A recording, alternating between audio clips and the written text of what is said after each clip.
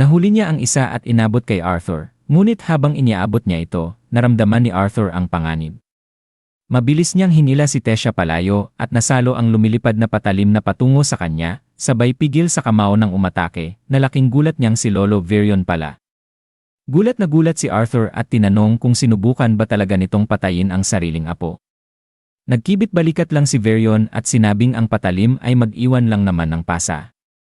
At iyon ay isang laruan lang. Sa halip na humingi ng tawad, pinuri ni Varion ang mabilis na reaksyon ni Arthur at ang likas niyang galing.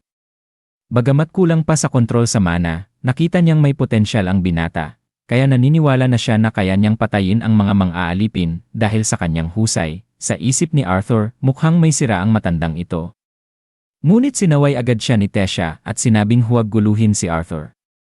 Ngunit sinabi ni Varion na hindi siya nandito para lang mang-asar.